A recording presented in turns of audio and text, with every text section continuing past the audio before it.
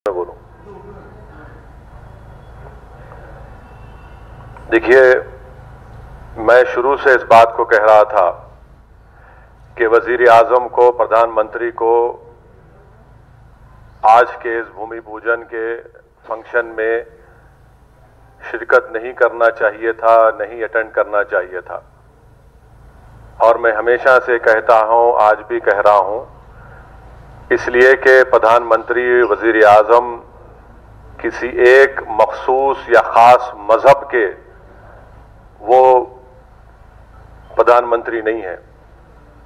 जो नरेंद्र मोदी की सरकार है उसका कोई मजहब नहीं है। भारत, इंडिया का कोई मजहब नहीं है।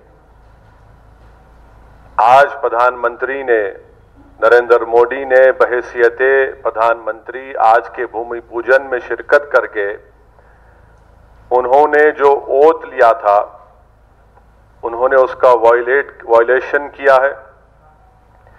उन्होंने संविधान का जो बेसिक स्ट्रक्चर है, सेकुलरिज्म, उसको वायलेट किया है। और तीसरी बात यह है कि प्रधानमंत्री का आज के उस फंक्शन में जाना, आज का दिन हिंदुत्व की कामयाबी का दिन है और सेकुलरिज्म की शिकस्त का दिन है। आज का दिन जो प्रधानमंत्री बहैसियते प्राइम मिनिस्टर वहां पर गए, उनके जाने की वजह से आज का दिन हिंदुत्व की कामयाबी का दिन है, सेकुलरिज्म की शिकस्त का दिन है। बहैसियते प्रधानमंत्री नरेंद्र मोदी आज भूमि पूजन में जाकर जो उन्होंने वहां पर वो जो चांदी का पत्थर रखा, उन्होंने एक हिंदू राष्ट्र की बुनियाद आज वहां पर डाली है। तो आज का दिन सेकुलरिज्म की शिकस्त का दिन है। आज का दिन जमहूरियत की शिकस्त का दिन है। और आज का दिन याद रखा जाएगा हिंदुत्व की कामयाबी के लिए। आज का दिन याद रखा जाएगा मेजॉरिटेरियनिज्म की कामयाबी के नाम से आज का दिन याद रखा जाएगा। और दूसरी बात यह है कि प्राइम मिनिस्टर ने अपने भाषण में ये कहा, अपनी तकरीर में, अपनी स्पीच में कहा। तो यहां पर असदुद्दीन ओवैसी लोकसभा सांसद हैं, AIMIM के अध्यक्ष हैं और वकील भी हैं।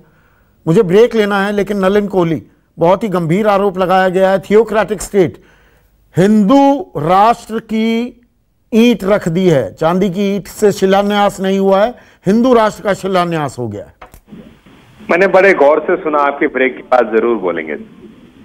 नहीं, आप बोलिए, अभी मैं एक रिएक्शन चाहूंगा। ठीक है। मुझे लगता है कि वो वकालत में या नेतागिरी करने में वकालत भूल गए, संविधान की समझ को भी भूल गए। बेसिक स्ट्रक्चर में कहीं पर भी सेक्युलरिज्म नहीं है। बेसिक स्ट्रक्चर में ये सेक्युलरिज्म शब्द तो 1947 में 50 में कभी था ही नहीं। ये तो इंदिरा गांधी जी इमरजेंसी के दौरान सेक्युलर वर्ड को उन्होंने ऐड किया। पर बेसिक स्ट्रक्चर की परिभाषा के बारे में भी तो 90 के दशक में आई ना बात। बेसिक स्ट्रक्चर 1947 में नहीं था। एक मिनट संदीप जी, क्योंकि उन्होंने वकालत की, आपने बात की, तो ये भी जान लीजिए, कॉन्स्टिट्यूएंट असेंबली की डिबेट्स में ये शब्द सेक्युलर के ऊपर में भी डिबेट हुआ था, जिसमें कहा गया था कि यदि आप इसको डालेंगे सेक्युलर वर्ड को, तो रिलीजियस माइनॉरिटीज को कैसे फिर रिकॉग्नाइज करेंगे आप?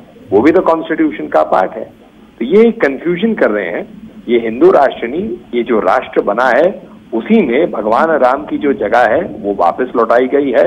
अगर पुराने कॉन्स्टिट्यूशन को करे, जो रविशंकर प्रसाद जी ने आज ट्वीट भी किया, उसमें फंडामेंटल राइट्स का चैप्टर 3, वहां पर सबसे ऊपर आप देखेंगे तो ड्राइंग और पेंटिंग है भगवान राम, लक्ष्मण और सीता माता का। तो इसीलिए उस जिस संविधान की शपथ खाते हैं, उस संविधान को एक बार पढ़ लें, देख लें, तो इन प्रकार की आप बतौर वकील ये कह रहे हैं, मैं वकील नहीं हूं, पर मैंने जितनी पढ़ाई की है, सेक्युलरिज्म बेसिक स्ट्रक्चर का हिस्सा बनता है, आता है, या मैंने गलत पढ़ा है? सेक्युलरिज्म बेसिक स्ट्रक्चर का है इनवायबल फंडामेंटल राइट्स जहां पर बेसिक स्ट्रक्चर है और judicial review, Kesavananda Bharati case जो आया था उसके आधार पे आगे बढ़ा है। हम जो सेक्युलर स्टेट है वो आर्टिकल 14 में उस रूप से आता है, इक्वालिटी बिफोर लॉ, क्योंकि आर्टिकल 25 ऑनवर्ड्स आप देखेंगे कि आप रिलीजियस माइनॉरिटीज को रिकॉग्नाइज करते हैं। थोड़ा इसे समझ लीजिए, 1950 में हमने क्या किया, ये हिंदू मेजोरिटी कंट्री ने, एक मिनट सुन लीजिए इसको, हिंदू मेजोरिटी कंट्री ने ये तय किया कि हम संविधान के आधार पर बनेंगे। तो संविधान में क्या हुआ, सबने अपने मूल अधिकारों को पहले एक भारतीय अधिकार में बनाया, भारतीय identity, India that is Bharat. तो भारत पहले बना, फिर हम बने सिटीजन्स। उस सिटीजन्स में आर्टिकल 14 में हम सब कानून के सामने बराबर हैं, हमारे के पास बोलने की अनुमति है, अपने शब्दों को रखने की, अपने विचारों को रखने की। अनुच्छेद 19 आर्टिकल 21 फिर जाता है। तो मैं अभी भी अपनी बात पर, अपने सवाल पर पाकिस्तान के। नमस्कार, मैं हूं मानक गुप्ता। अगर आपको हमारा ये वीडियो पसंद आया हो तो इसे लाइक और शेयर जरूर करें, और हां, हमें सब्सक्राइब और फॉलो करना ना भूलें ताकि आप देश और दुनिया की कोई खबर मिस ना करें। तो जुड़े रहिए हमारे साथ और देखते रहिए न्यूज़ 24।